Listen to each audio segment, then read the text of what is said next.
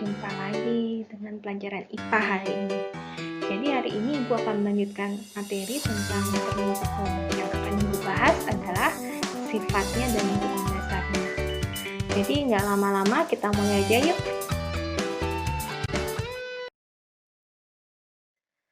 Baik, yang pertama Ibu akan bahas tentang pengertian dari cermin cekung. Jadi cermin cekung ini merupakan cermin yang berbentuk lengkung, di mana permukaan cermin yang memantulkan cahaya itu melengkung ke belakang atau ke dalam ya. Jadi cermin cekung ini bersifat mengumpulkan cahaya atau konvergen, dan juga sering disebut sebagai cermin positif atau konkav. Nah, ini adalah gambar pembentukan atau gambar dari suatu cermin cekung kalau digambarkan ya. Nah, jadi kalian bisa lihat pada gambar, kalau O ini adalah titik pusat bidang cermin. Kemudian F ini adalah titik fokus atau titik api utama cermin. P ini adalah titik pusat kelengkungan cermin. Lalu jarak dari P ke O ini adalah sumbu utama cermin. Atau bisa, lalu ada jarak F ke O, ini adalah jarak fokus. Nah, sedangkan P sampai A, ini adalah jari-jari cermin. Jadi jari-jari cermin itu jarak dari P ke A atau P ke B. Jadi R. R ini adalah jari-jari cermin. Nah, sedangkan bagian yang memantulkan cahaya pada cermin cekung adalah bagian dalam. Jadi ini anak-anak ya, bagian dalam tuh yang ini. Nah, yang berada di dalam sini atau bagian ini adalah disebut sebagai depan cermin. Lalu yang ada garis-garis ini, yang dibilang ini namanya belakang. Jadi kalau gambar cerminnya seperti ini adalah cermin cekung ya. Jadi kalau cermin cekung itu garisnya ini semua ke belakang seperti ini. Ya. Jadi di sini yang memantulkan cermin. Jadi bagian ini yang memantulkan cahaya. Bisa dipahami ya untuk bagian-bagiannya. Jadi kita lanjut aja. Lalu berikutnya Ibu akan bahas ruang pada cermin. Jadi cermin ini memiliki ruang atau memiliki sekat-sekat di antara bagian-bagiannya. Jadi yang pertama ada namanya ruang 1. Nah, ruang 1 letaknya di antara O sampai F. Kemudian ada ruang 2 di antara fokus dengan titik pusat kelengkungan. Lalu ada ruang 3 berada di belakang titik pusat kelengkungan. Dan ruang 4 berada di belakang cermin. Jadi ingat, ini depan cermin. Nah, ini belakang cermin. Jadi kalian harus ingat ya tentang belakang dan depan cermin. Cermin cekung. Jadi keterangannya, ruang 1 seperti yang aku bilang tadi antara O sampai F, ruang 2 antara F sampai P, ruang 3 itu antara P sampai ke kiri, sampai tidak terhingga, jadi ke sini semua ya. Jadi semuanya ke sini, itu adalah ruang 3. Lalu ruang 4 adalah di kanan di belakang cermin, sampai ke belakang tidak terhingga juga. Bisa dipahami ya? Jadi bisa kita lihat kalau ruang pada cermin 1, 2, 3 itu ada di depan cermin, ruang 4 itu ada di belakang cermin. Kemudian di sini ada aturan ruang untuk cermin. Nah, karena cermin sifatnya memantulkan cahaya, jadi kalau ada benda dipantulkan cahaya maka akan menimbulkan bayangan kan? Maka ruang benda tambah ruang bayangan itu harus sama dengan 5. Jadi ini berlaku baik di cermin cekung maupun di cermin cembung ya. Nah, apa maksudnya ruang benda ditambah ruang bayangan sama dengan 5? Jadi misalnya ada suatu benda berada di ruang 1. Kalau mengikuti aturan ruang benda sama dengan ruang bayangan, sama dengan 5, berarti kalau ruang bendanya sama dengan 1, maka ruang bayangan biar jadi 5, ini harus 4. Berarti ruang bayangannya adalah ruang 4. Nah, di sini.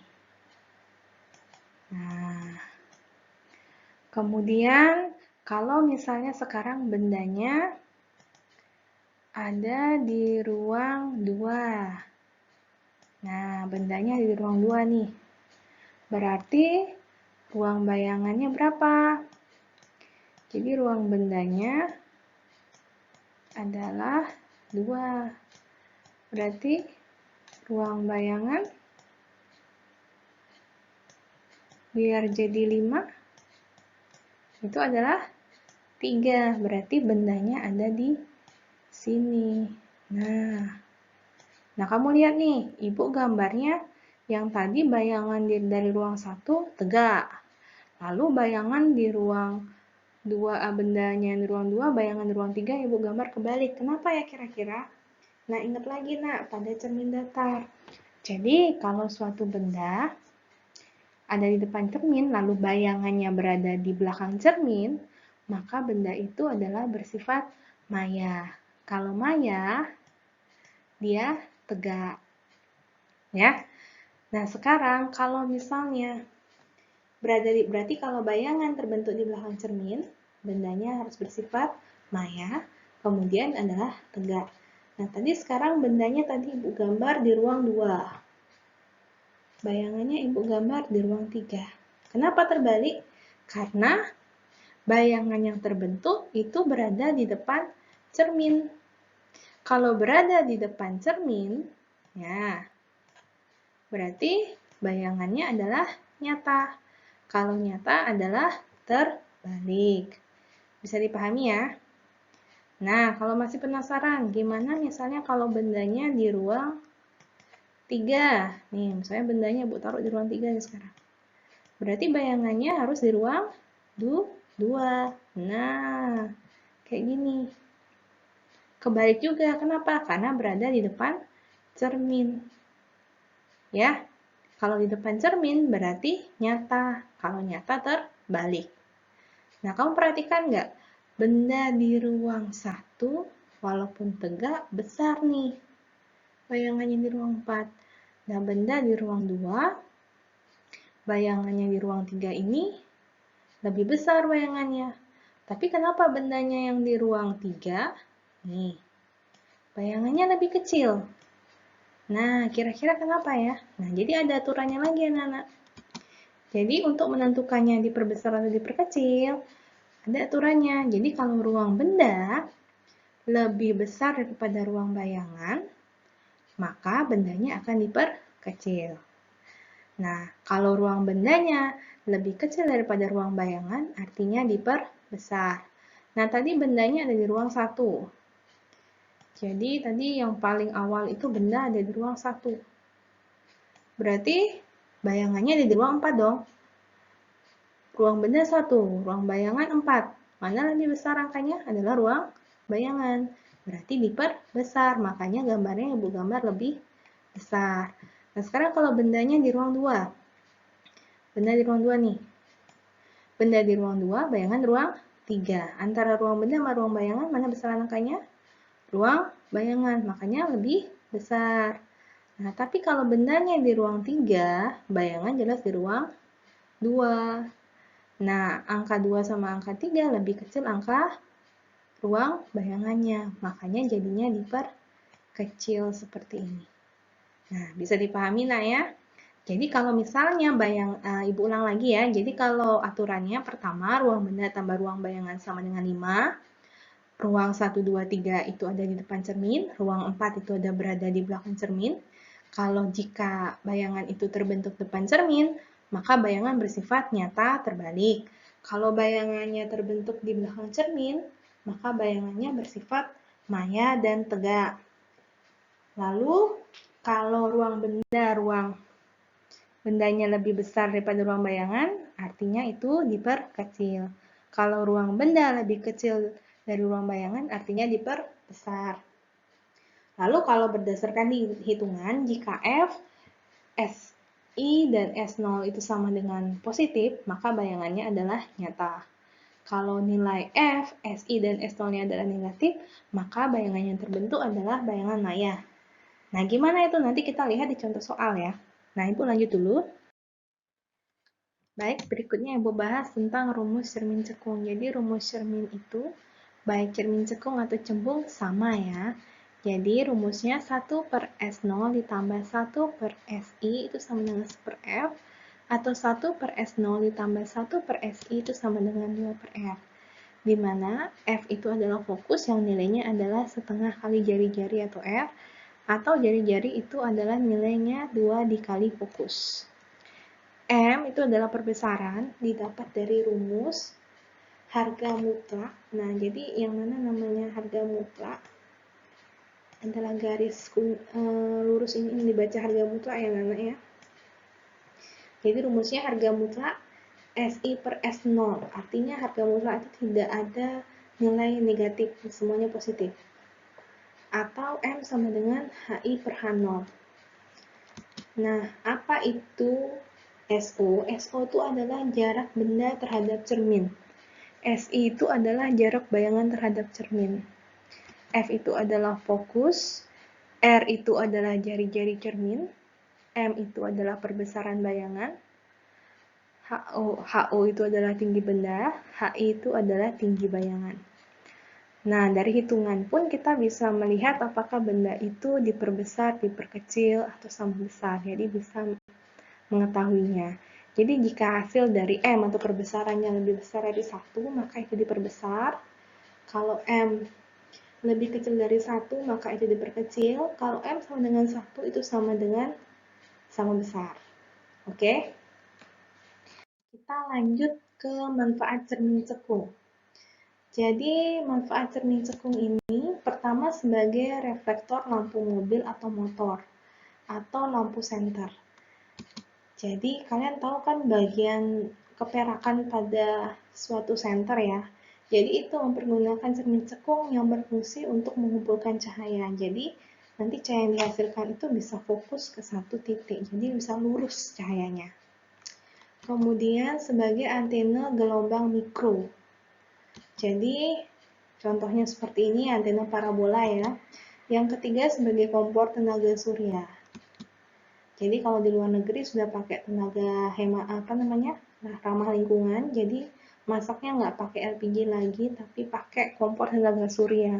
Nah, di sana ada cermin cekung, fungsinya adalah untuk memfokuskan, mengumpulkan cahaya sehingga bisa menghasilkan panas. Lalu yang terakhir adalah pembuatan teropong panggung. Teropongnya untuk melihat benda jauh ya, anak-anak ya. Nah, sekarang ada contoh soal. Misalnya sebuah benda yang tingginya 3 cm diletakkan 20 cm dari cermin cekung yang jari-jarinya 30 cm. Tentukan jarak bayangan, B perbesaran bayangan, C tinggi bayangan, D tentukan sifat bayangan yang terbentuk. Pertama bikin dulu diketahui, lalu kita bikin gambarnya. Nah, Ibu sudah bikin gambar di sini. Jadi ada suatu benda letaknya 20 cm dari cermin cekungnya. Ya. Sampai segini ini adalah 20 cm. Nah, kenapa Ibu bisa tahu dia berada di ruang 2? Ini kan ruang 2 ya. Nah, kamu harus tahu dulu berapa jarak fokus. Fokus itu nilainya adalah setengah dari R, gitu ya. Nah, sekarang R-nya ditauin adalah 30 cm. Berarti setengah kali 30 cm. Ini sama dengan 15 cm. Berarti dari sini ke sini itu adalah 15 cm.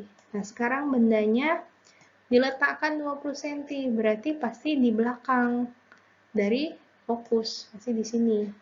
Berarti dia ada di ruang 2. Nah, kalau berdasarkan aturan tadi, benda di ruang 2, bayangan pasti nanti di ruang 3 ya.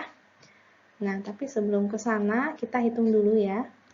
Jadi diketahuinya R-nya 30, H0-nya 3 cm, SO-nya 20 cm, jarak benda ke cerminnya. fokusnya 15 cm. Yang ditanya jarak bayangan tuh SI-nya berapa, perbesarannya berapa atau M, tinggi bayangan atau H0, ya, H0 ini H0 berapa, kemudian tentukan sifat bayangannya. Nah, sekarang kita mulai menghitung ya anak-anak. Penyelesaiannya, jadi pertama yang A, kita cari dulu SI. Jadi rumusnya kita pakai 1/F sama dengan, nah biar kelihatan dulu pakai tinta hitam ya, 1/S O ditambah 1/SI. Nah, tadi fokusnya itu adalah 15 cm. Kemudian jarak benda ke cermin 20 cm. Jadi 1/20 ditambah 1/SI. Maka 1/SI sama dengan 1/15 dikurang 1/20. Jadi kita nguranginnya sama seperti mengurangi pecahan biasa anak-anak ya. Kalau pengurangan pecahan biasa, penyebutnya harus disamakan. Nah, 15 sama 20 tidak sama. Jadi kita harus samakan penyebut. Ibu mau jadikan dia sama-sama jadi 60. Jadi 15 bagi 60 Ibu kalikan dengan 4 ya. Berarti 15 kali 4, di bawah kali 4, di atas juga harus kali 4. Nah, sekarang kalau 20 biar jadi 60, berarti harus dikali 3. Ya, harus kali 3 ya. Di bawah kali 3, di atas juga kali 3. Berarti, ya Ibu ganti dulu ya. Jadinya 4/60 dikurang 3/60. Jadi 1/60 untuk 1/SI. Maka SI itu sama dengan 60 cm. Nah, yang B sekarang. Kamu lihat di sini SI-nya harganya adalah positif. Tadi pas aturan ruang Ibu sudah sebutkan kalau S-nya positif pasti bendanya adalah nyata. Ya, karena tadi bendanya kamu sudah tahu ada di ruang 2, maka bayangannya pasti di ruang 3 di depan cermin. Kalau di depan cermin pasti nyata. Dibuktikannya juga dari SI-nya yang nilainya positif. Nah, sekarang kita nyari M-nya. M-nya rumusnya adalah harga mutlak SI per S0. Jadi, harga mutlak 60/20. Ya, SI-nya kan tadi kita dapetin 60, atau jarak bayangannya 60, jarak bendanya adalah 20. Jadi, ini sama dengan 3. Nah, 3 ini lebih dari 1. Maka artinya diperbesar. Ya. Lalu, yang C itu ditanya adalah tinggi bayangan. Jadi bisa dilihat dari rumus M yang dicarinya ya. Jadi HI per H0 gitu ya. Jadi M-nya ini dapetin kan 3 tuh. 3 per HI per 3. Jadi tinggi bendanya kan 3. Maka HI itu sama dengan 3 kali 3 sama dengan 9 cm. Nah, bisa ya. Nah, yang terakhir D adalah sifat bayangan. Kalau dari gambar, sebenarnya kamu sudah bisa lihat ya, yang tadi gambar yang Ibu sebutkan pada slide sebelumnya. Bendanya ada di ruang 2, berarti bayangannya pasti di ruang 3. Kalau di ruang 3 berarti depan cermin. Kalau depan cermin berarti nyata. Nyata ini bisa dilihat juga dari nilai S aksen yang positif ya. Kalau ini positif, jadi kalau ini positif, berarti nyata juga. Kalau nyata, dia adalah terbalik. Jadi kalau di depan cermin itu pasti terbalik anak-anak bayangannya. Ingat ini Ibu ngomongin sifat bayangan ya. Lalu, nyata terbalik, diperbesar. Ya, jadi sifat bayangannya yang terbentuk adalah nyata terbalik diperbesar. Nah, bisa dipahami contoh soalnya ya. Nah, jadi sampai di sini dulu anak-anak. Untuk berikutnya Ibu akan bahas tentang cermin cembung. Nah, jadi sebelum Ibu akhiri, Ibu ingatkan kembali, kalian harus tetap sehat, jaga kesehatan. Ingat jangan dulu keluar rumah ya. Nah, semangat belajarnya. Untuk tugas nanti Ibu akan share di WA. Terima kasih sudah menyimak dan sampai jumpa lagi anak-anak.